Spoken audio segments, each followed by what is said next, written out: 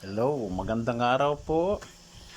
Sa marami pong nagtatanong, medyo Tagalog tayo ngayon dahil may nagtatanong na hindi marunong magbikol. Ito po ang ating kasagutan kung ano raw o paano maglaro nitong Sudoku. Itong Sudoku ay o Nanpori ay number place o lugar ng bilang.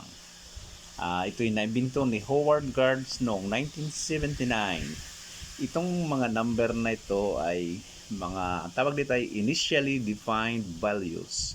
Ayan, yung mga clues or givens, mga given numbers na ito.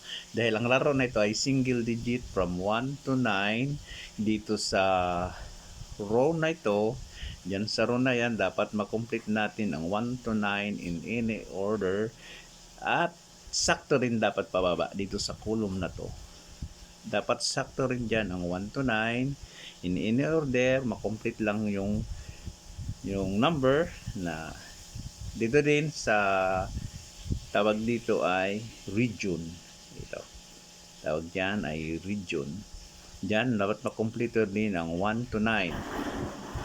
Ito ang mga given initially defined values at kukumpletuhin na to pahalang pababa or columns and rows regions. Ayan, itang region.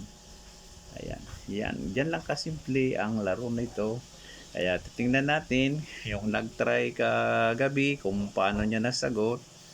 Ayan. Pa, ito. Itong isang to. Ayan. Ito ang sagot niya. 367185294. Ayan, walang naulit.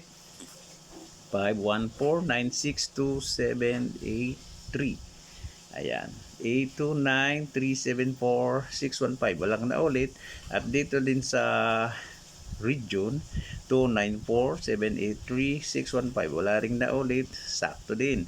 At kahit dito, kahit saan natin tingnan itong pababa, itong column, dito tayo sa gilid na 4, 3, 5, 1, 7, 8, 6, 9, 2. Ayan.